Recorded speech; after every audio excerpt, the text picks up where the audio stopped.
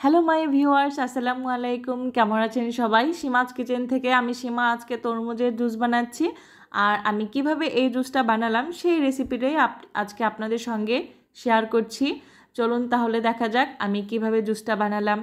আর তার আগে বলে রাখছি, যে যেখান থেকে আমার ভিডিওটি দেখছেন লাইক কমেন্টস করে ফলো দিয়ে বা সাবস্ক্রাইব করে পাশে থাকবেন। আর দেখেন, তরমুজের জুসটা বানানোর জন্য আমি এভাবে তরমুজ প্রথমে কেটে নিয়েছি। এখন এটাকে একটু কেটে ছোট বানিয়ে নিচ্ছি, তাহলে আমার তরমুজটা বের করতে সুবিধা হবে। এই যে ছোট ছোট পিস করার পরে আমি চাকু দিয়ে একটু কেটে নিচ্ছি, আর তারপর একটা বল নিয়ে নিচ্ছি, আর তার ভিতরে আমি তরমুজগুলোকে এভাবে নিয়ে নিচ্ছি। দেখেন কত সহজে আমি তরমুজগুলোকে কেটে নিলাম। এভাবে তরমুজগুলোকে কেটে নিতে হবে, আর তারপর একটা ব্লেন্ডারের জার নিতে হবে। এভাবে তরমুজগুলোকে বের করে নিচ্ছি, আর তারপর আমি ব্লেন্ডারের জারে এভাবে নিয়ে নিচ্ছি তরমুজগুলো, আর তারপরে একে একে আমার যে জিনিসগুলো লাগবে সেগুলো দিয়ে দিচ্ছি।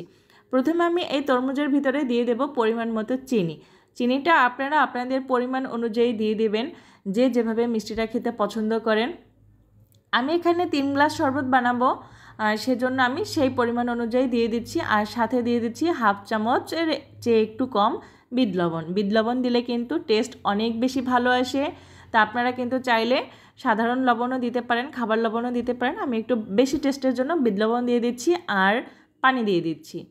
তা এখন আমি এটাকে ভালো করে ব্লেন্ড করে নিচ্ছি। দেখেন খুব সুন্দরভাবে এটাকে ব্লেন্ড করে নিতে হবে। আর তরমুজ ব্লেন্ড করার পরে এর ভেতরে কিন্তু অনেকগুলো তরমুজের বিচি থেকে যায়, সেজন্য আমি বিচিগুলোকে সেপারেট করার জন্য বলের ভিতরে একটা ছাঁকনি নিয়ে এভাবে জুসটা ছেঁকে নিচ্ছি, আর একেবারে ফ্রেশ জুসটা বের করে নিচ্ছি। তারপর একটা চামচ দিয়ে আমি একটু নাড়াচাড়া করে বিচিগুলোকে একটু চেপে চেপে বের করে নিচ্ছি। এই যে দেখেন, তাহলে কিন্তু শুধু উপরের যে বিচিটা সেটা কিন্তু চলে যাবে, আর একদম ফ্রেশ জুসটা বের হয়ে গেল। এখন আমি আপনাদেরকে গ্লাসে সার্ভ করে দেখাচ্ছি। দেখেন একেবারে জুসটা কিন্তু অনেক সুন্দর হয়েছে, আর খেতে মাশাআল্লাহ স্বাদ অনেক ভালো হয়েছে। আর তরমুজের জুস খেলে কিন্তু আমাদের এনার্জি বেড়ে যায়, অনেক ভালো তরমুজের জুসটা শরীরের জন্য। আর আমি সুন্দর করে ডেকোরেশন করার জন্য দুটো লেবুকে এভাবে গোল করে কেটে নিয়েছি, আর তারপর এভাবে একটু দিয়েছি। দেখেন দেখতে কত সুন্দর দেখাচ্ছে, আর দেখতে ভালো লাগলে কিন্তু সেই জিনিসটা খেতেও ভালো লাগে। তো বন্ধুরা, এই ছিল আমার আজকের রেসিপি তরমুজের জুস। কেমন লাগলো আমার রেসিপিটা? যদি ভালো লেগে থাকে তাহলে কিন্তু লাইক দিয়ে কমেন্টস করে জানাবেন কেমন লেগেছে। আর আমার নতুন নতুন ভিডিওগুলো দেখতে হলে আমার পেজটি ফলো দিয়ে রাখুন। আর যদি ইউটিউব চ্যানেল থেকে দেখে থাকেন তাহলে সাবস্ক্রাইব করে পাশে থাকবেন। আর এখন আমি একটু টেস্ট করে দেখব আমার বানানো জুসটা কেমন হয়েছে। প্রথমে তো একটু টেস্ট করে দেখেছি, তারপর এখন আমি খাবো। আমার বাচ্চাদেরকে দিয়েছি, ওরা খাচ্ছে, আর এখন আমি খাবো। আমি একটু খেয়ে দেখি কেমন হলো।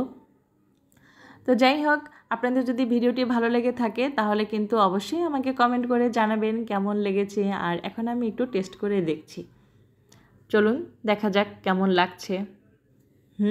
মাশাআল্লাহ, দারুণ টেস্ট হয়েছে। তো বন্ধুরা, আপনারা সবাই এভাবে বেশি বেশি জুস বানিয়ে খাবেন, তাহলে অনেক অনেক এনার্জি পাবেন, আর সুস্থ থাকবেন, ভালো থাকবেন। আমার জন্য দোয়া করবেন। ফিরে আসবো অন্য কোনো রেসিপি নিয়ে। আল্লাহ হাফেজ।